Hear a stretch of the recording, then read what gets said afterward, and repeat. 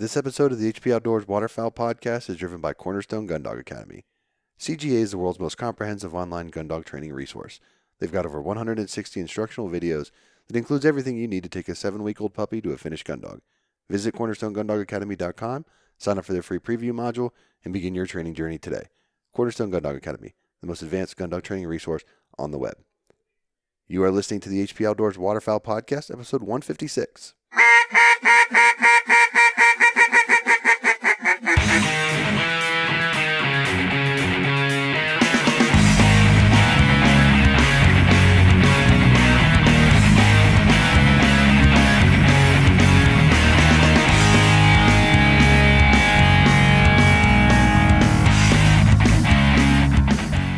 This week on the show, it's been a long time coming, but we are heading to Canada.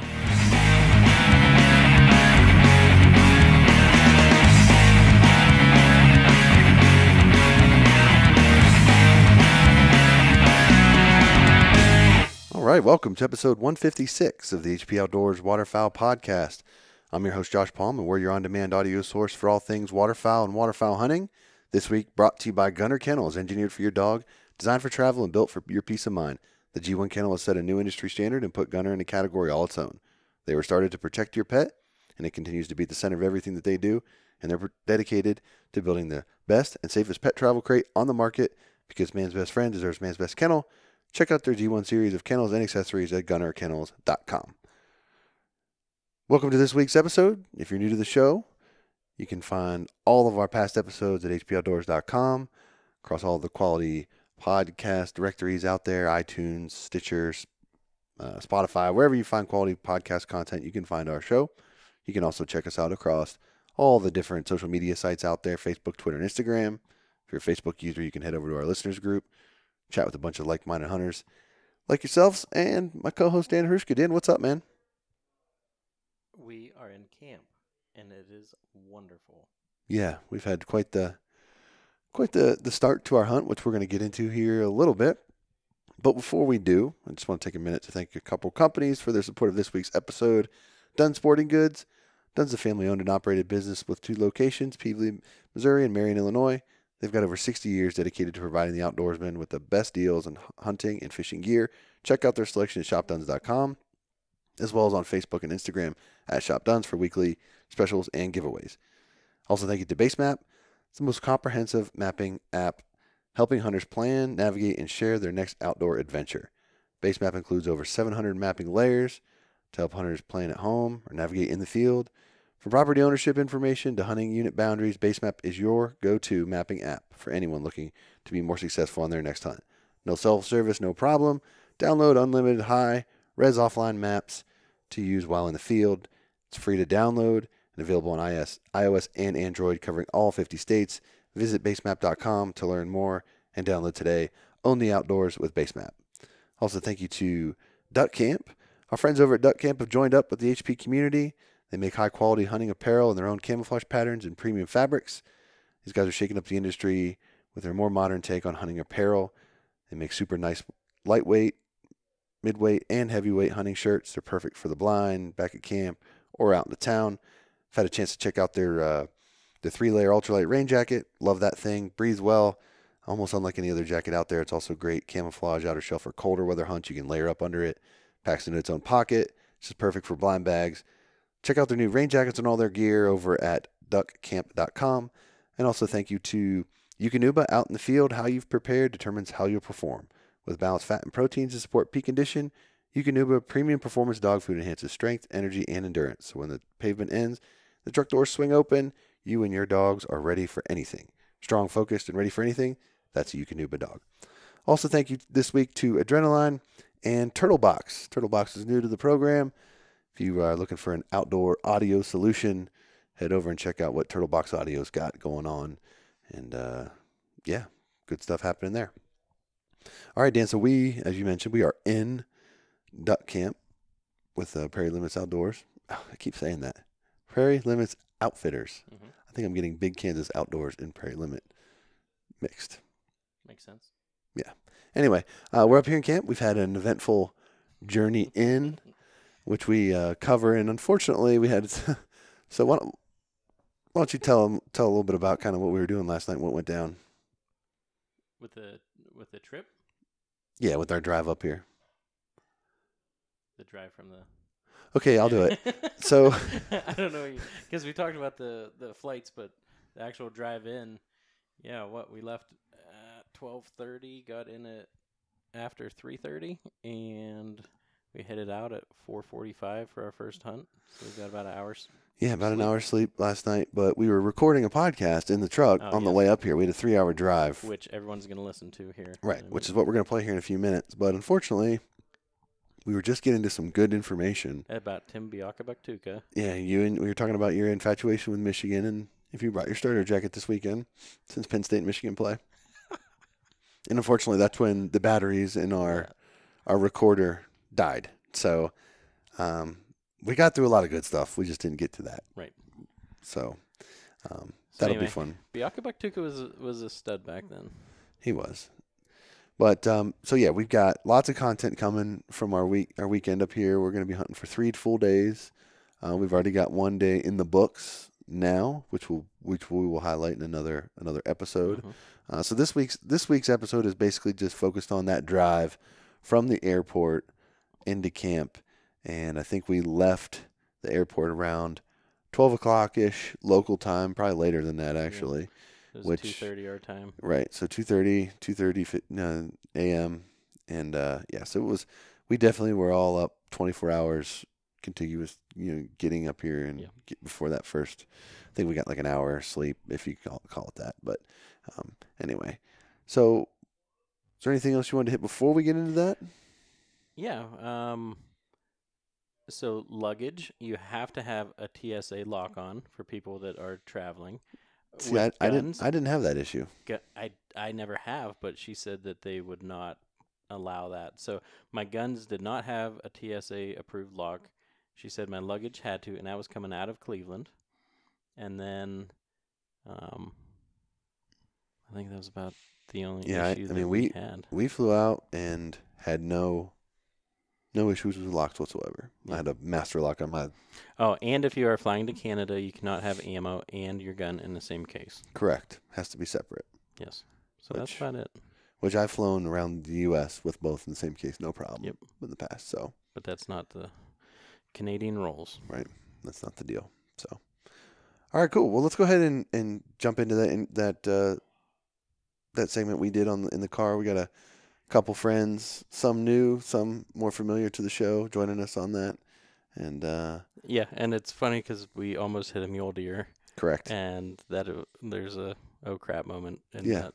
And we also, on the way back from the field tonight, there was four muleys in the road, and we were following Ben back to the lodge. And he moved over to one side of the road, and we put our high beams on it, and the thing just was hopping down, bounding down the road. Right down the road. Real nice buck, but pretty cool to see. Those are the first 2 mule deer bucks I've seen some before, but actually out in the wild. It was pretty neat. Yeah, that was cool. Definitely neat seeing that. So, all right, cool. Let's go ahead and roll that, and we'll jump back in here when we're finished up with that.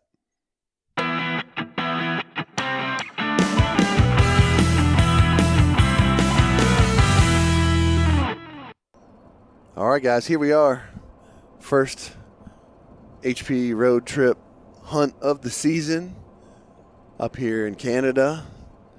Hunting with our good buddy Ben Webster, Prairie Limit Outdoors. Outfitters, Prairie Limit Outfitters, yeah. So it's 1:30 local time, 3:30 back on the East Coast, and we're still en route to camp. Had some flight delays today, as always, but before we dive into it, Dan, too much, why don't you paint the scene a little bit for us? Tell everybody who we got in the car with us and sort of what we're getting into here this weekend. Got myself, Mr. Josh Palm, as intro said, David Vandekamp. Hello. Al Byers. Howdy. And Donnie Petak, who's not mic'd up right now, and he's in the back of the Suburban swerving right now. We got 109 miles left. Our ETA is 3:22 a.m., which would be 5:22 our time. So we Yeah, so 3:22, probably get settled by 4, and Ben is meeting us at the lodge at 5:15 and getting our license stuff filled out by 5:30 and out the door at 5:45. And what was that? I think that was a porcupine laying on the side of the road. We almost hit. So one of the main concerns right now are moose and just pull that apart. Ben said on the way in that we need to be concerned because their eyes don't glow in headlights, so you're just going to see a massive animal in front of you if they cross. So making sure we don't do that. Yeah, try not to hit anything on the way in. Should be good. But, we're kind of making a habit of this, getting into camp late, sort of not sleeping the first night. This is sort of the playbook that we did in Arkansas. Have yet to be pulled over, which is good. Still time. Yeah, we had the scare. Dan's definitely been scared by that. Well, you're also not driving, Josh. So correct. We got that going for us. That is a step in the right direction. I was following I don't know what they are, Mountie? The law. The law here for a while, and the whole kilometer seeing 120 on the dashboard is a little different, but yep. We're all right. So let's go through what happened with the delays in that airport. I'll go through our situation first because we showed up and had a 35-minute delay, but we had a 2.5-hour layover, so it did not affect us. Right. Myself and Donnie. Yep. And VDK was flying out of Baltimore early, so he was in the clear. Right. 6:15 flight. Yep. First off the tarmac, no delays. So Al and I were coming out of D.C., and we show up to the airport probably, what were we at, like 2-3 hours early for the flight? We got in the terminal about 1 o'clock. Yeah, and our flight was supposed to leave 4 o'clock. And we get there, and it's already delayed over an hour. So basically our connection was maybe 30 minutes in Toronto at that point, and we kind of knew we were in for it we were probably in trouble. So we didn't end up actually getting off the ground until I think it ended up being like a 2-hour delay in total. So we get to Toronto, and we had a 3-hour layover in Toronto now with the new flights that we got bumped back to.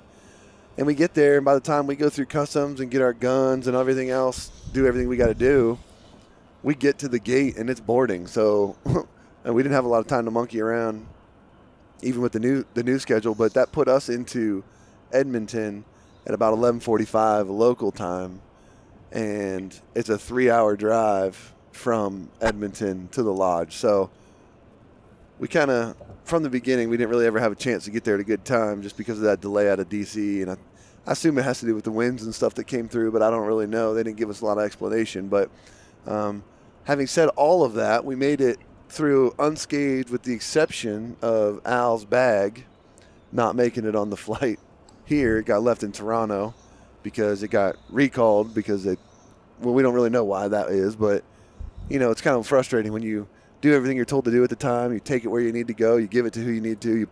You physically put it on the belt yourself to watch it go, and then on the other end, when you get there, nothing shows up. So it's kind of the worst fear, right? When you travel like this and making sure all your stuff gets there, and because part of the thing that I've struggled with the most on hunts like this is, what do I carry in my carry-on? What do I pack in my, what can I live without for a day or two? All that kind of stuff. And unfortunately, that reality came to bear on us here on this trip. So I think we got enough clothes, and our guns, Al and I's guns, are in the same case. They made it, which we put on the same.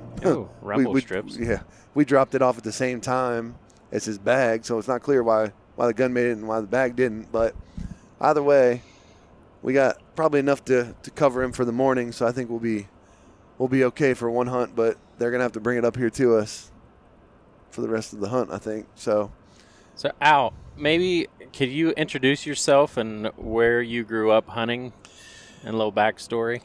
I grew up in Central Virginia, or Tidewater, Virginia, and such. Good old Westmoreland County. Back in the day, it was a Gotta say it right, buddy. Back in the day. Back in the day. Back in the day, it was outlaw's paradise. Everything from stealing oysters to shooting geese with nuts and bolts, nails, you name it, just like they did over on the Eastern Shore. So it's different, but progress has changed that area drastically, and consequently now with progress, the waterfowl business leaves a lot to be desired. Well, I heard a lot of stories on the way here today about the 1100 that you've had over the years. Why don't you talk a little bit about that gun? My first gun I ever got was a 1100 Remington with a skeet barrel on it. I'd venture to guess it's probably had 40,000 rounds if there's been one shot through it. Been to the bottom of the Potomac River 3 times, never jammed. Been dropped in a pond. I've lost it twice, and it still has never failed me. Never has jammed. Still have the gun. Does it have a name? No. Don't you think it should have a name? It probably ought to be Lucky. Now it's got a name. So, Al, what was your jam growing up? What did you hunt most? My biggest thrill was not at that age. My biggest thrill was waterfowl hunting, was goose hunting. You know, if I had a choice in the first thing in the morning between deer hunting and goose hunting, I'd go goose hunting with a blink of an eye. Yep. Of course, the ducks we shoot in the river are all bluebills. Very rarely we see a few canvasbacks, but a lot of my time is spent shooting Canadian geese. Canadian Canadas. That's what we're hunting here. Al, how many times have you been up here hunting in Canada? This is 3.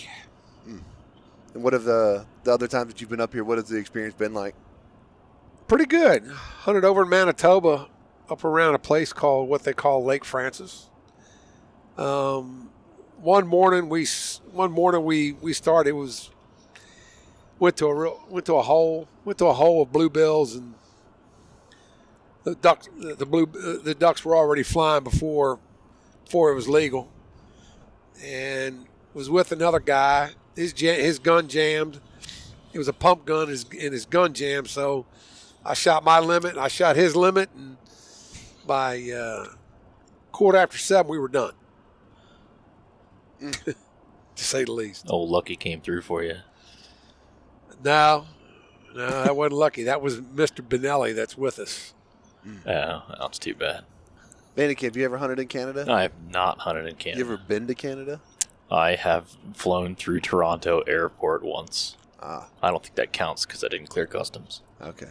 Yeah, I was just curious if you had smelt this wretched smell of whatever it is that we're smelling. So I 'cause- think it's farmland, right? So my gut tells me it's silage, but I don't know. Well, my gut was telling me that it was your gut that was making that smell Listen, for dude, a long time. if my gut could have made this smell all the way from Edmonton to I don't know how many miles away, I would be looking for high fives. That would be tremendous. But there was definitely some blame being thrown around before we realized that it Yep. was worse outside the vehicle than it was inside the a vehicle. There's whole lot of definitely, blame going around. Nobody wants to claim it. There's definitely a cloud of sulfur inside and outside of the vehicle. Yeah, and I'm sitting here and riding shotgun, and this vent in front of me is just pounding me in the face with this stench. It's truly amazing. It hasn't gone away. No, it's it's consistent. It's definitely a persistent Canada smell Yeah, that it's in. some stink of unknown origin. Great aroma. Yeah, It's almost like Nebraska. Driving through Nebraska stinks too, just offended the whole and some state, parts but of it's all good. Colorado. Yeah, this is There's mill right there. it's going to take a little getting used to, I think, to deal with that. But yeah, I think we're pumped to be here for sure. And I'm trying to think how long in the planning has this hunt been? Because it started up as a giveaway for our 100th episode. Yep. So we've got a group of guys coming up. From North Carolina, Right. Ethan Rogers and a couple of his buddies will be Yep. up here. So he won the contest there for that drawing, and that was in September of last year, right? When we did that. Yeah. Yep. So we've been talking about it since then. So it's kind of cool that it's finally here and getting up here and seeing Ben's outfit and the new lodge and all that kind of stuff is going to be awesome. But much like a lot of places, we're rolling in here at night and it all kind of looks the same. It reminds me a lot of Kansas when we were driving through Kansas at night. Looks flat. Getting where we're going. So, but it's cold. It's 1 degree Celsius. I don't know what that means, but I think that means it's like 34 degrees. I mean, I'm not Bill Nye the Science Guy, so I'm not really equipped to make that conversion. I don't think. I don't think Bill Nye's equipped to make that conversion either. Quite frankly, you watch your mouth. He's a hoax.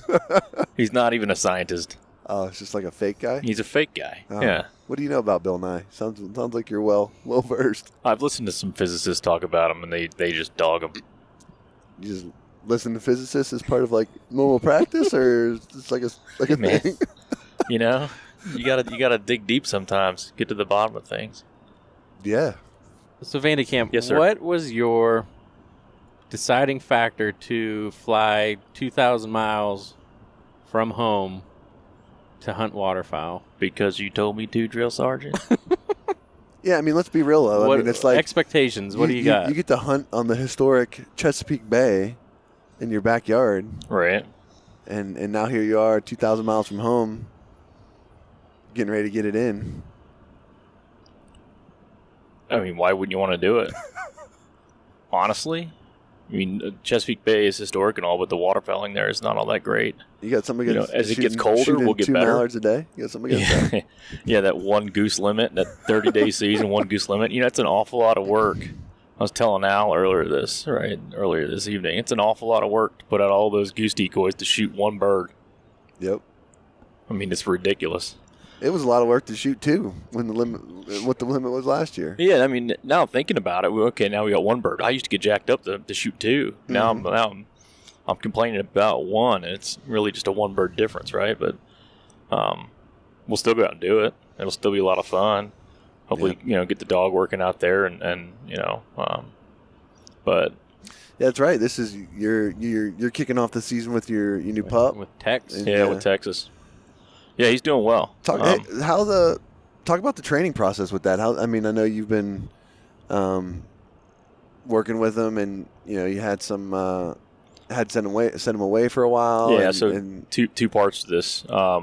I did some of it. I started with Cornerstone, and just to be perfectly honest, I liked the program a lot, but as time would permit, we're having just like you guys, right? Got a wife.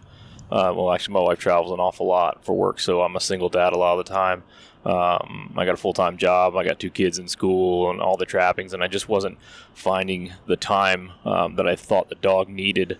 And then this being my first go-round with a dog just dedicated for hunting, I thought that I would be letting him down if I didn't allow him every opportunity to live up to his potential, of which he has great potential. So I sent him to Matt Peel over on Eastern Shore. Because I know Matt and he's a good dude and he certainly knows what he's doing. 2, because my wife absolutely refused to let that dog out of the state of Maryland. So I sent him over to Matt for 5 months, came back. He'd done a lot of work with him. But there's still, like anything else, he doesn't come back a finished dog, and he still needs a lot of work. So I've been building on what Matt had done, gone back to Cornerstone, used a lot of lessons from there, and then working with guys like,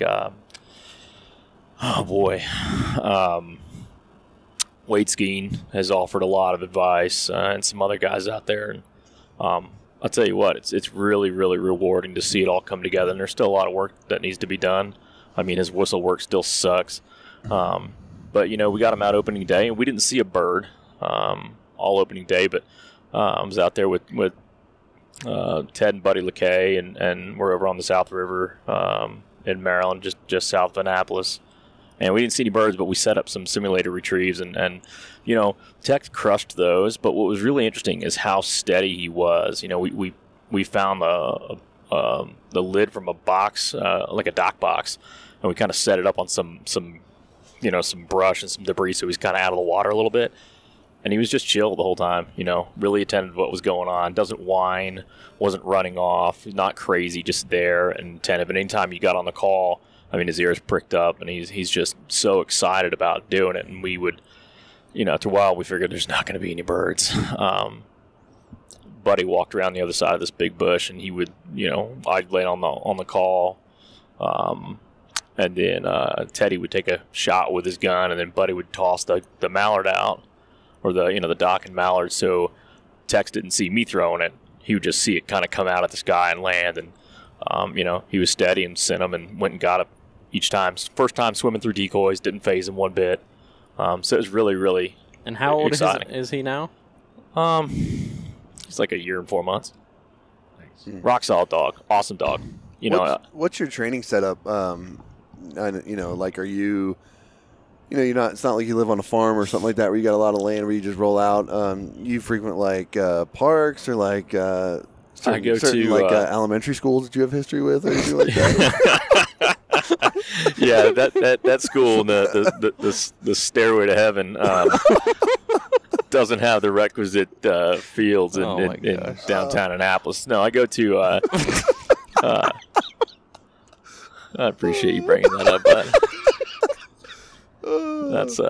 That's a fun story. I go to Annapolis Middle School. I frequent the schools. I go to Annapolis Middle School and train them there, and then I do some water work when I can from the beaches in my neighborhood out into the bay. What about like exposure to gunfire and all that kind of stuff? Is that something that Matt introduced him to, or did you have to find a spot to be able to do that yourself, or how'd that go? No, Matt definitely introduced him to that. I'm glad that he did, because that's one of those things. I think if you do it wrong, you might screw your dog up. Yep.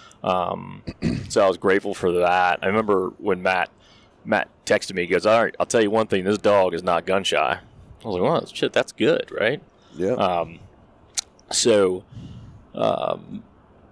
Then I've got one of those retriever trainer launchers, and I've been just working steady with him on that since I bought the thing. So probably several months.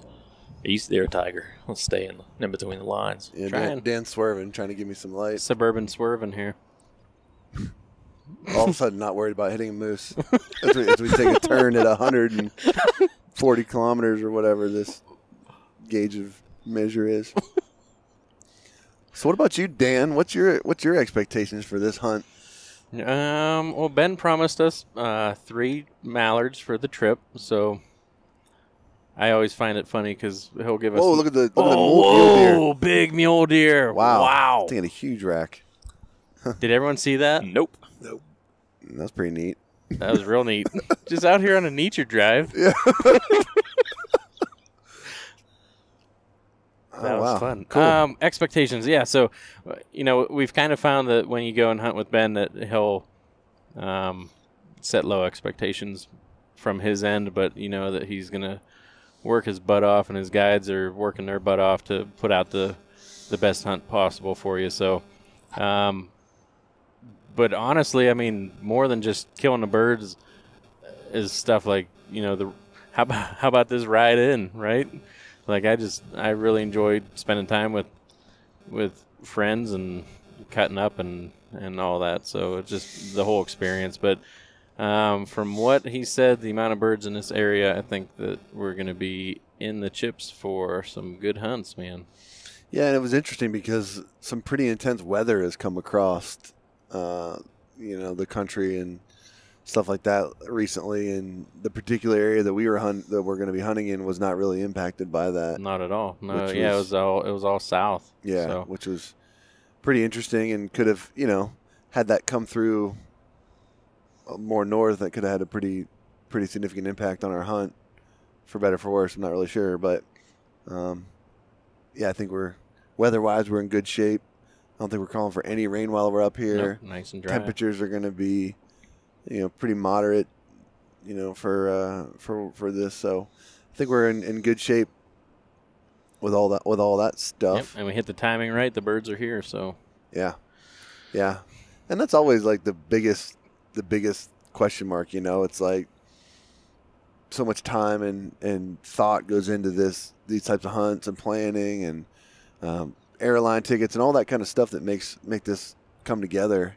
And it's all just boils down to Mother Nature. Yep, this migratory bird and whether they're going to be here or not, which is kind of wild. So Al, how about your expectations? And what made you say okay to this trip? I think basically what the results that Ben had last year. I think there's a lot of birds up here. I've seen it in the past. I've had no problem, you know, limiting out. But it's I think it's a sight that for you fellas that have never been up here.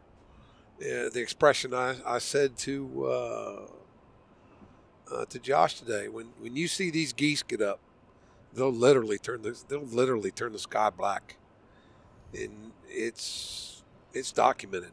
I mean, I've seen it many times, but it's a sight to see. It's a sight to see compared to what we have in the States. It's definitely waterfowl haven up here. No doubt about it. And, you know, I've been jacking you a little bit, calling you Rusty because you haven't hunted in a couple of years.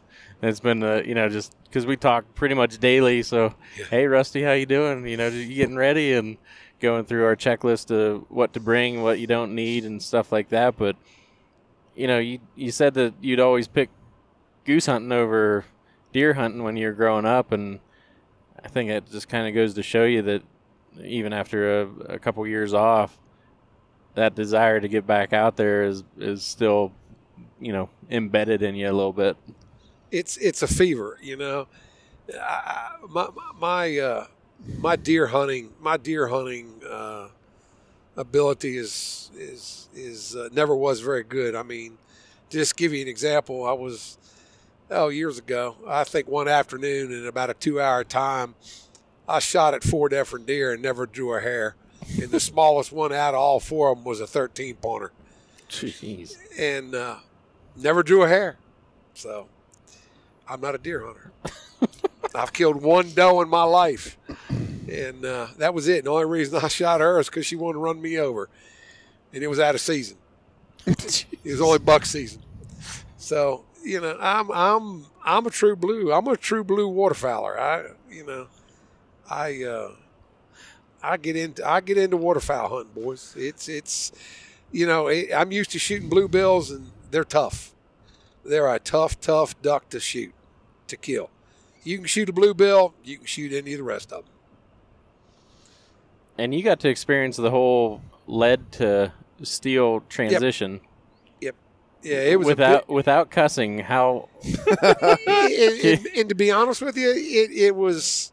When they started trying to institute that in Virginia, you know, we went down to Richmond and in front of the Ducks Unlimited people, and of course their biggest thing was, you know, lead poisoning, and our biggest response was to them, hey, you're going to cripple more ducks and geese with this steel shot than you'll ever think about.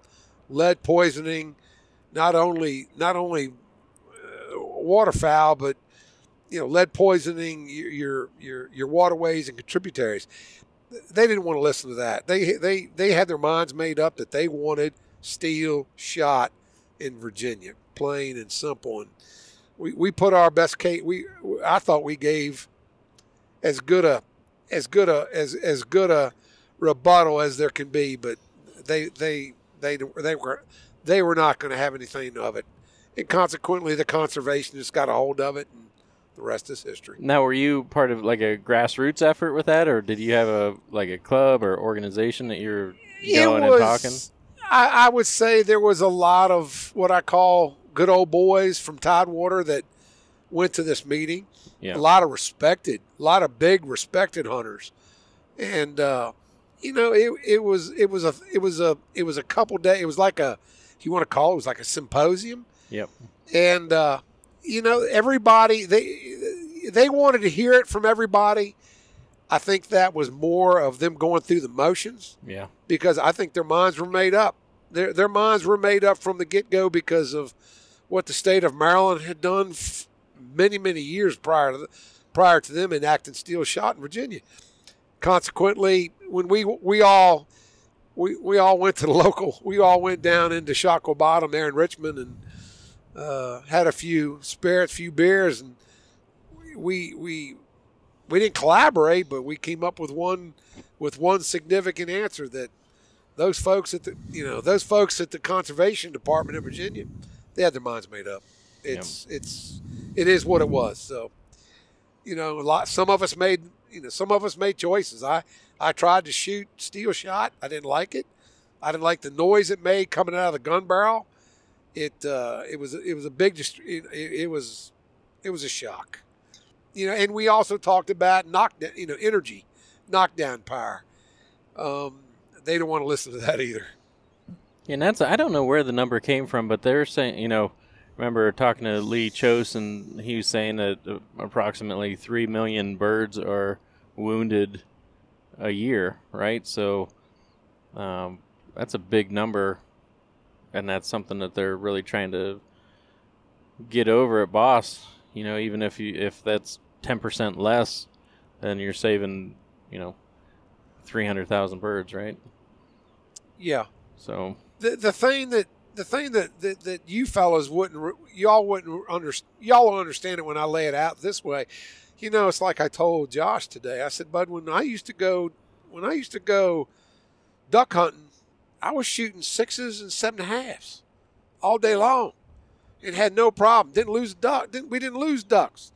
But, buddy, the minute they brought on this steel shot, let me stop. In what were we shooting geese with? I was shooting 2 3/4 inch number 4 buckshot. Had no problem.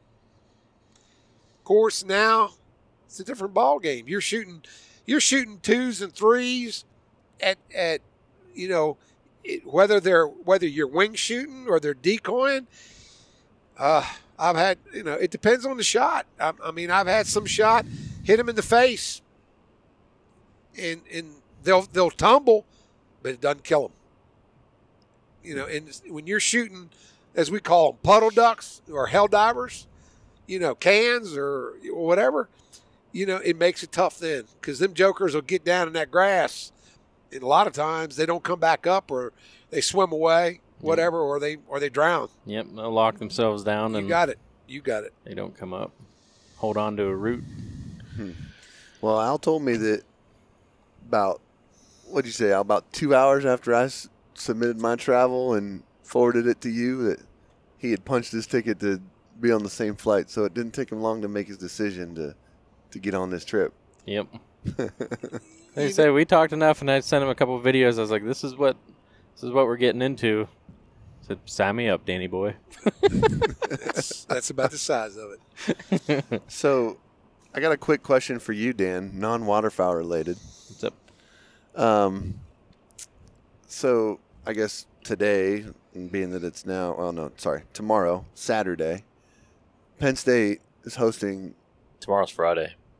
Well, it's now. Today's Friday. Today's Friday. It's now it's 2 in the Friday morning. now. You know what? That's a good point. It's 4 So in the morning. Saturday. Actually, today's my anniversary. Yeah, that's another little side story here. Happy anniversary. It's my 11-year anniversary with my wife, and I'm Wow. up here in Canada with you clowns. What a saint. Nothing she says is. love like leaving your wife on your anniversary to go to Canada with a bunch of donks. In fairness, I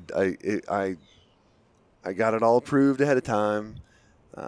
There's a reason why we picked these dates, because there was a balance of what Ben had available, and also the regulations on geese are a little more favorable now. So that's why this worked out. So we celebrated the anniversary stuff last weekend and all that good stuff. But so happy anniversary to my wife, who'll never hear this episode. But on Saturday, Penn State is hosting the University of Michigan in football for the whiteout. Mm-hmm. And I was curious, did your Michigan starter jacket make it in the checked baggage for this weekend? It didn't. I actually don't know where it's at.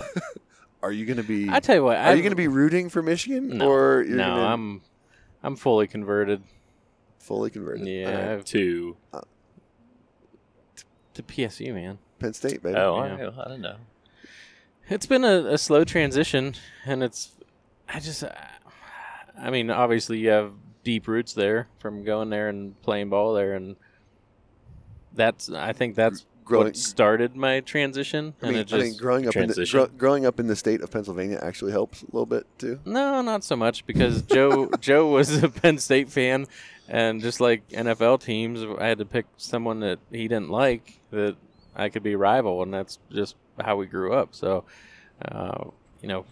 but I am a Tom Brady fan and love going down and rooting for Tom Brady against Penn State when I was little and watching him play. And Tim Biakabuck.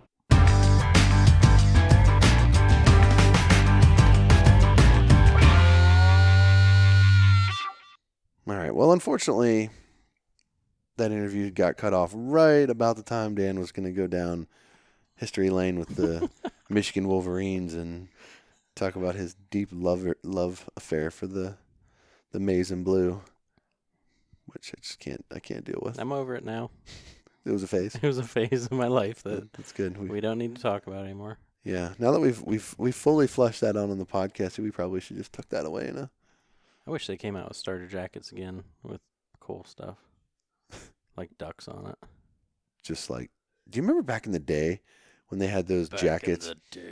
When they had those jackets where it was like, they would just have all these different logos of teams just all over them. Like, typically this was like an NBA thing, but it's just like Phoenix Suns and like Chicago Bulls, just like all over the jacket. What if it was like Pintail, like redhead, just Canvas back, big like bird logos all over it. Giving away our ideas.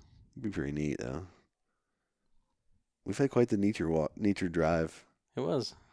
And it's crazy. I assumed like this area would be totally flat, but there are some rolling hills and some really beautiful draws and scenery.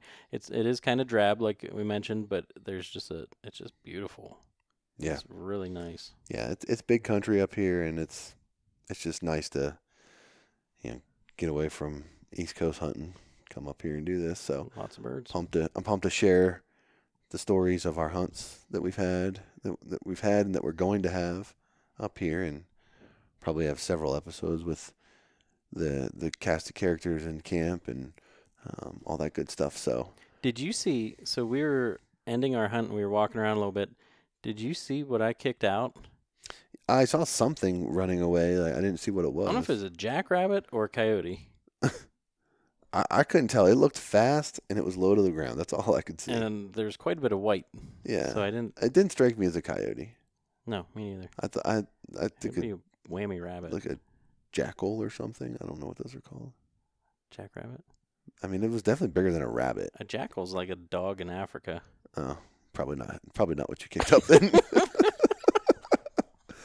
It was bigger than a rabbit. That's what I thought.